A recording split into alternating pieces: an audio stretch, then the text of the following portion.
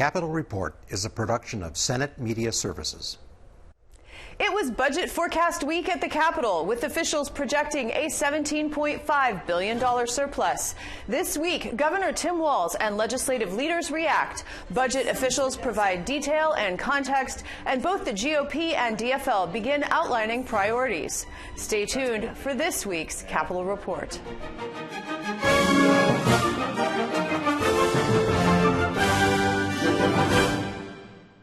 Welcome to this week's program. I'm Shannon Loehrke. State budget officials announced that Minnesota's economic outlook appears to be stable.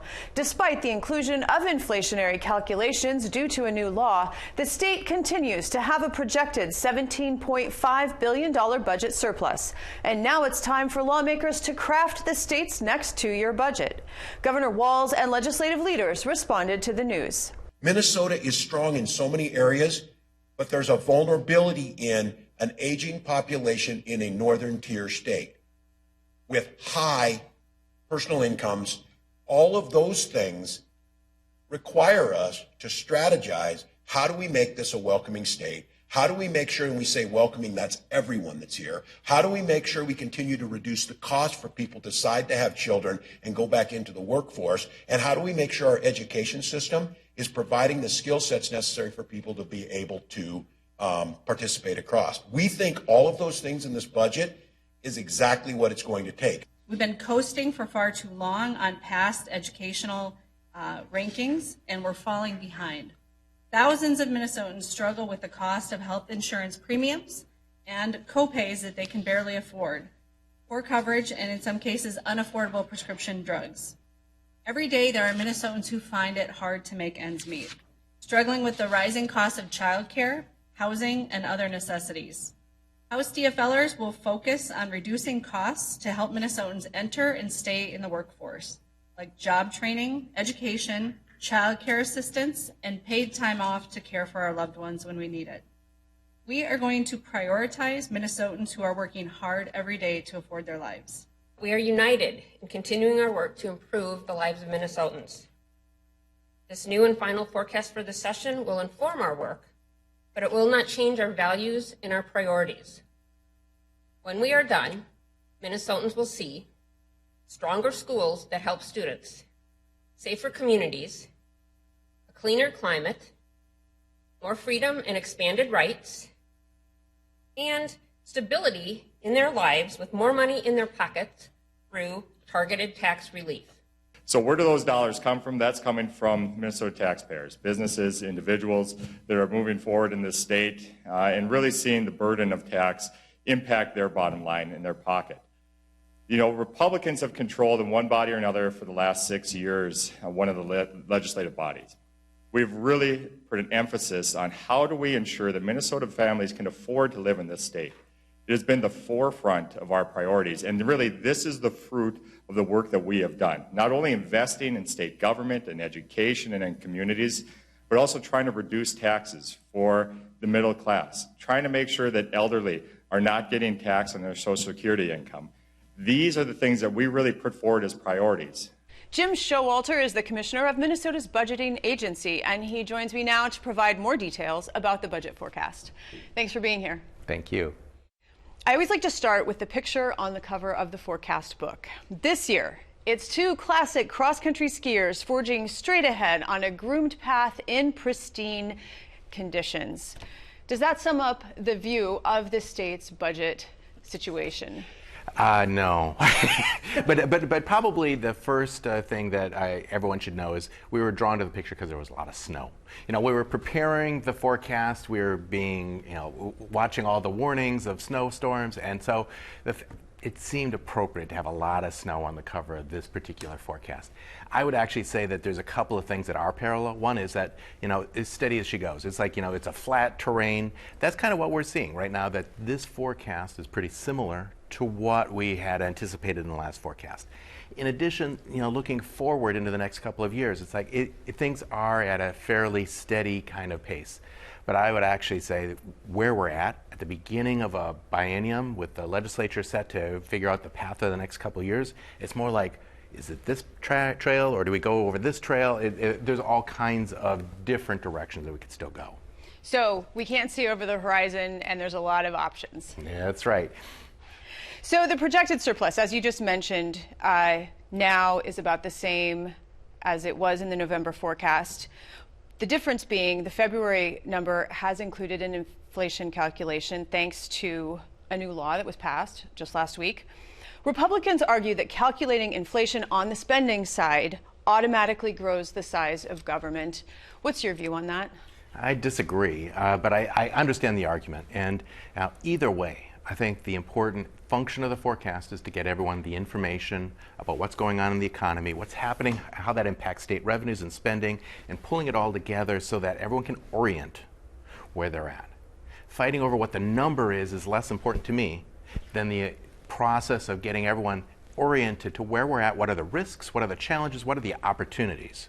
And that is where we go. So as far as autopilot, I think one of the things that's not well understood is that the forecast already had some inflation in it on the expenditure side. So I didn't hear that being auto spending. It was just that there's some programs that already have adjustments, whether it's in long-term care or other areas where there's already adjustments in place. So this is really just to say we're not favoring some parts of the budget over others. We're trying to give you a set of numbers that has expenditures all sort of prepared in the same way, compared with revenues that are actually compared in a similar way, all for the impact of inflation. You also said at the forecast that you expect revenues to exceed projected spending throughout the forecast horizon, and that the balance remaining in those projections is about $5 billion for each of the next two biennia. So that $5 billion is called a structural balance. Is that the same as the budget reserve, or is this different? What does that $5 billion structural balance mean? It's a great question, and it's amazing that you and everyone continue to go to our forecast because there's so many kind of inside language. I want to just sort of define a couple of them. One is sort of one-time money, which is money that was collected in previous years or previous biennia, and it's rolling forward. It's not recurring. It's something that was left over from prior years. Structural balance is like money in and money out in this year or in this biennium.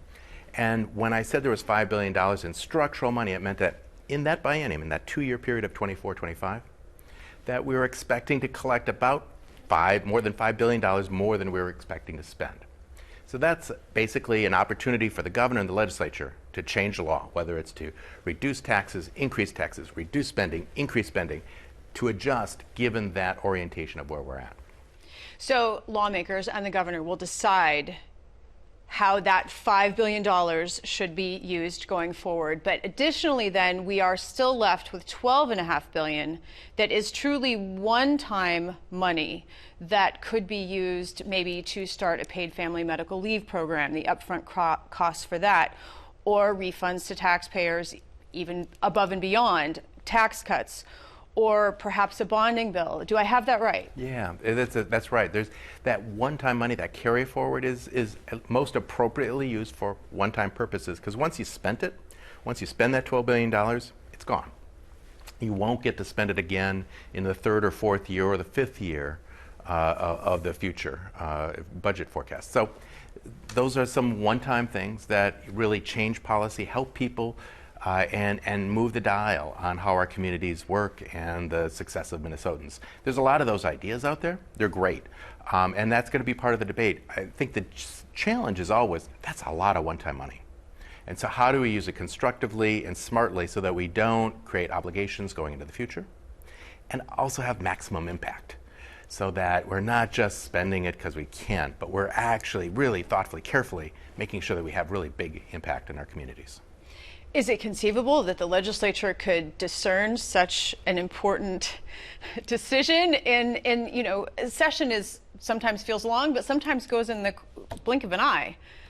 It does. It's fast. But we have a lot of smart people, a lot of ideas floating around, and that's where the debate comes in. It's a great thing, and it's messy, but I think that's the challenge. And with this forecast, the information's out there, and we'll be putting together some new governor's recommendations, putting those on the table in a couple of weeks. That'll provide at least one set of tracks for people to follow going into the future.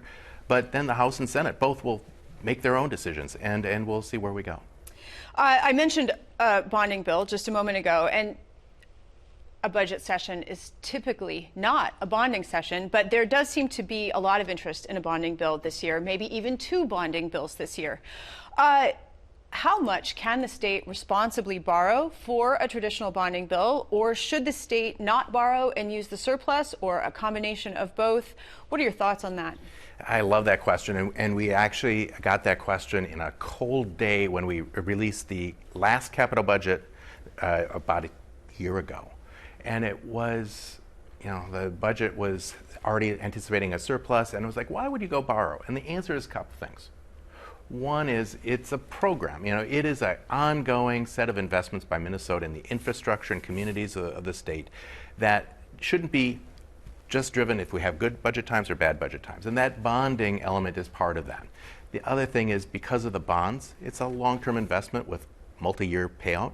It helps us also just make sure we're putting it into things that have multi-year benefit, so that the benefits to people in year 5, 10, or 30 are also paid by people in years 5, 10, and 30, so that we don't underinvest in the things that make our communities vibrant. So yeah, we can put cash into it, absolutely. We, in fact, in the governor's recommendation, went up to the limit. It was around $2.2 billion is like the debt threshold based upon our guidelines and based on this forecast. But because there was no bill last year, the costs of the proposal got a lot more expensive, and so we had to put in cash just in order to afford the same proposals. It's almost 20% more. So you think about cost of delay or hidden charges. The inability to pass a capital bill last year, it passed on a multi-$100 million charge to everyone just to do the same things. So more to come on the bonding. As always, Commissioner Schowalter, it's a pleasure. Thank you for coming. Thank you.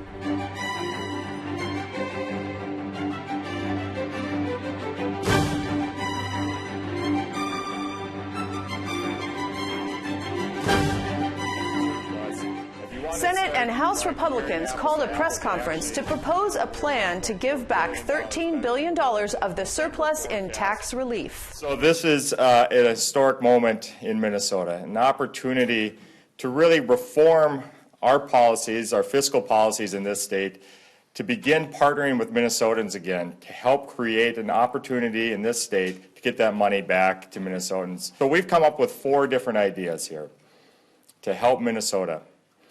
That's eliminating Social Security tax, that's permanent ongoing income tax relief, that's property tax relief for Minnesotans, and that's one-time relief for Minnesotans in the form of getting money back to them in a one-time check. Ending that tax on Social Security, giving that relief, was something that both parties campaigned on, and that is something that could be a priority. We should have already gotten this done. I'm carrying a bill in the Senate that would raise the residential homestead exemption, the ag homestead, and resort homestead exemption. Quite frankly, people's homes, their residential properties, become one of their greatest assets. And with the increase that we've had in values in Minnesota, and the increase in property taxes, we're starting to see many people being taxed out of their most important asset. We talk to seniors every day who are struggling to pay their bills. Fixed incomes, and yet eggs are over $5 a dozen. Heating costs are up 30%. And so I am calling on the new majorities in the Senate and the House to be sure and get this much-needed Social Security relief out the door as soon as possible.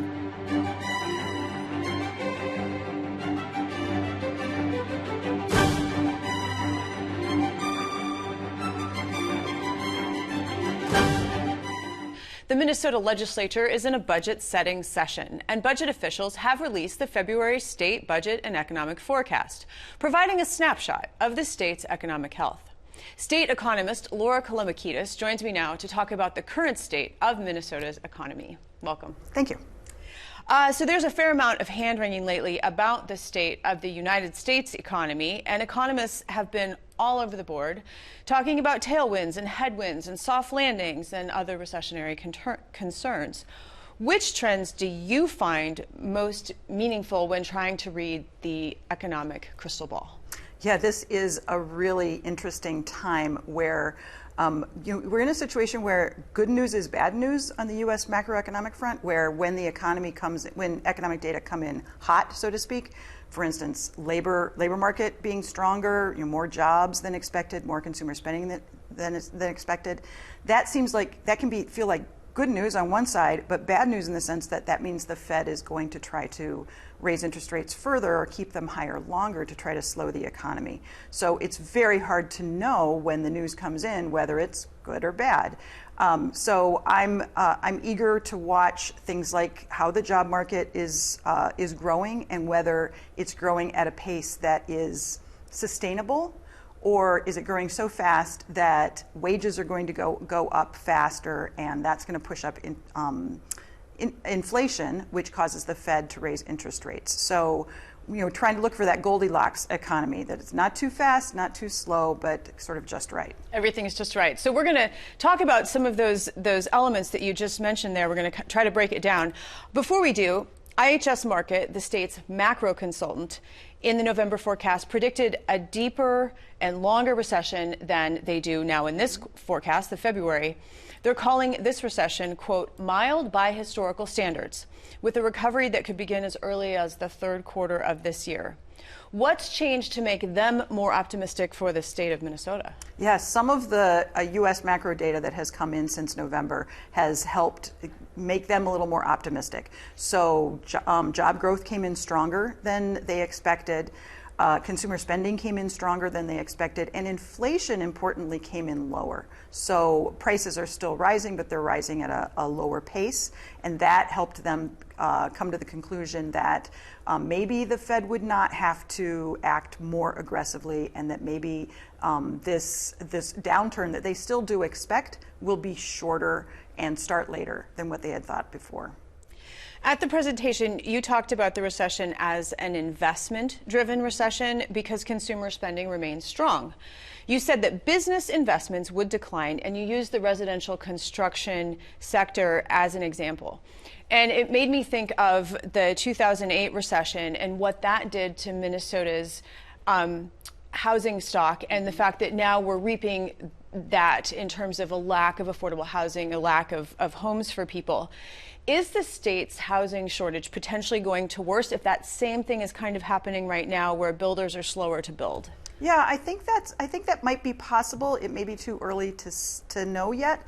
But the way this mechanism works is that this is forecast to be, as you said, an investment-driven recession, because it's going to affect those interest rate-sensitive sectors. So the places where it matters how high interest rates are, and mortgage interest rates having risen, that has affected residential housing. It's affected home sales, and it's affected new construction. And so right now, there appears to be quite a lot of construction in the pipeline. So that's continuing to persist. But if it goes on for a long time, that can affect whether new orders for new homes are put in, and perhaps that could affect the supply. As I mentioned, consumer spending remains strong, but savings are down from the high that was achieved during the pandemic, which means that consumers are drawing down their savings or using credit to continue to make purchases. Is this concerning? So, yeah, what happened was during the post, right after the pandemic, or right at the beginning of the pandemic, the federal government, sent people stimulus checks and pandemic unemployment benefits, and the savings rate went extraordinarily high. So people saved a lot of that money, and they've been drawing it down since then. And so it's not a concern at the moment because some of that savings still exists. They haven't drawn it completely down yet. What I think the bigger concern is that it's been had differential effects across different kinds of people. So low-income people have drawn down that savings, and so they're the ones that are turning to consumer credit. Where the savings still exists, it's in high-income households, and their consumer spending is continuing to grow. And so that it's a concern for the low-income households who have drawn down their savings, who have turned to credit, and who are faced with inflation. And so everything they need to buy, especially housing, is more expensive. A tight labor market is potentially good for workers, allowing them to change jobs, potentially increase their wages. Does this factor, though, ultimately impact inflation because then, from the business point of view, the cost of doing business is higher because the human capital is costing more? Yes, it certainly can, and that's the concern of how can we bring inflation down. That one of the expectations right now is that with a forecast recession, that aggregate demand is going to go down. That's going to reduce the demand for labor. That's going to reduce this wage pressure. So the unemployment rate goes up, and wage pressure comes down, and that helps soften inflation. How the tight labor market and wage growth affects inflation depends on what kinds of jobs, because right now a lot of the wage growth has been in low-wage jobs, because these are the jobs that were affected, service jobs, for instance, the ones that were affected by restrictions from the pandemic, and jobs that are affected by increases in the minimum wage. And so that's where some of the inflation is coming right now. Let's talk about the labor market just briefly. The report states, quote, a recovery in labor force participation, perhaps from increased immigration, delayed retirements, or improved access to childcare, could support more robust job growth, because we do have a tight labor market. Yeah. How important is a robust labor force for economic growth? And when you consider that Minnesota has negative domestic migration, are these some of the key ways that Minnesota can improve its labor force? Yes. So in our forecast, we right now have fairly slow employment growth in the forecast because our labor force growth is slow. And so right now, we're forecasting that the total amount of wages that are paid out stays fairly strong, even while employment growth is slow, and that's because we're expecting wages per worker to go up. So it makes sense. Everybody makes, on average, people make more money. But that's a tenuous situation, and it could be relieved if we have a larger labor force. And so policies that can reduce barriers to work can help loosen that up. So childcare is one of the key ways, affordable housing, transportation, training. These are ways that we can potentially bring people into the labor force and increase labor supply. A few risks to the accuracy of this forecast are monetary policy, and we've been talking about that, how the Federal Reserve handles interest rates, and the debt ceiling impasse. So 2 quick questions. 1, how significantly does the Federal Reserve's decisions impact the state of Minnesota? And 2, how would a default of the federal government on its debts by not raising the debt ceiling impact the state? Yeah, so we are very much affected by what happens in monetary policy, because that affects interest rates, and so it affects those interest rate sectors here in the state of Minnesota, and also it affects the growth of the U.S. economy and whether the U.S. economy stays in an inflationary environment or goes into a recession or someplace in between. And we're tied to the U.S. economy, so that really does affect us. Regarding the debt ceiling, so we've never faced default completely. At the moment, we've bypassed the debt ceiling, and the Treasury is engaging in these extraordinary measures. When that runs out, then default could happen. We've never faced that, so we don't know exactly what's going to happen, but it will be really severely negative for the U.S. economy, and it depends on how long we're in that situation.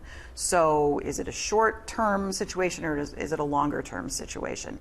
But the negative effects will mount, and we're likely to have a deep recession if that happens. Dr. Laura Kalambokidis, always a pleasure. Thank you. Thanks for having me.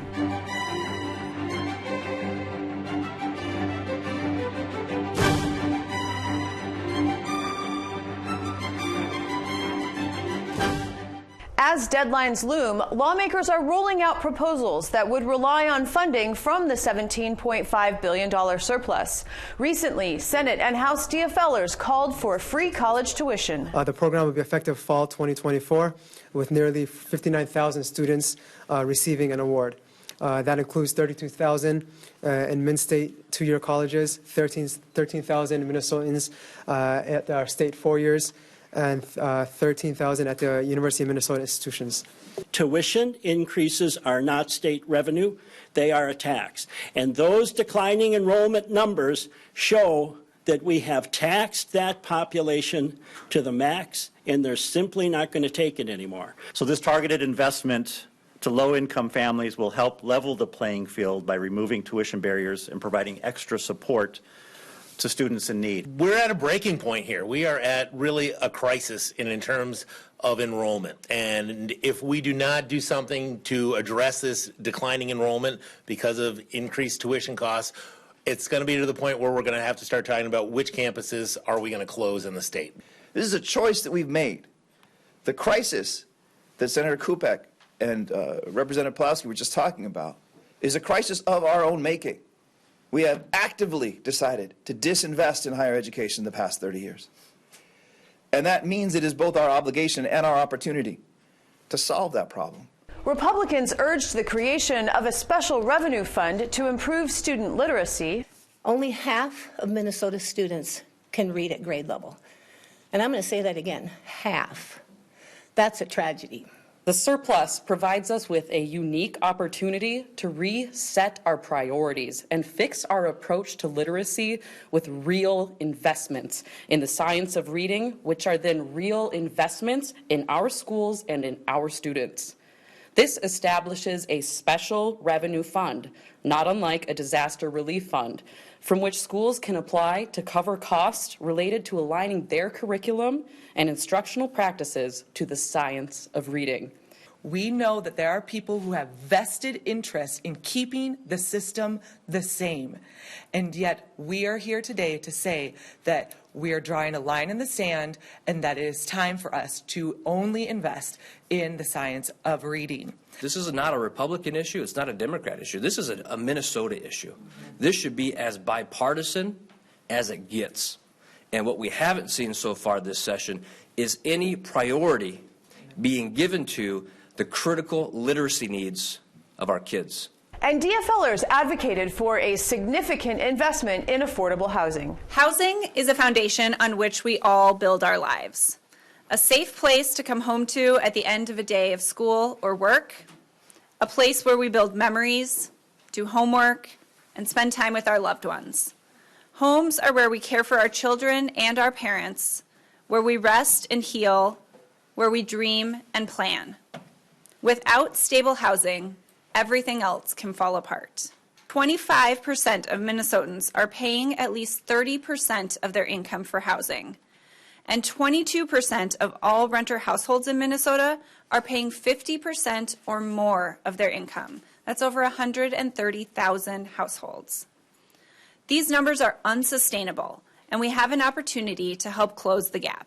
This plan will end children and youth homelessness by 2030 in Minnesota. This is a big goal, but it's achievable.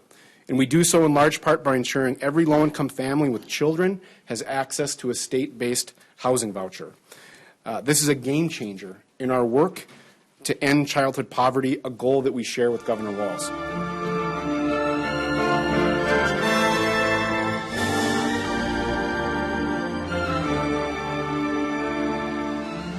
Join us again next week as we delve into more topics affecting Minnesotans. I'm Shannon Loehrke, and on behalf of all of us at Senate Media Services, thanks for watching.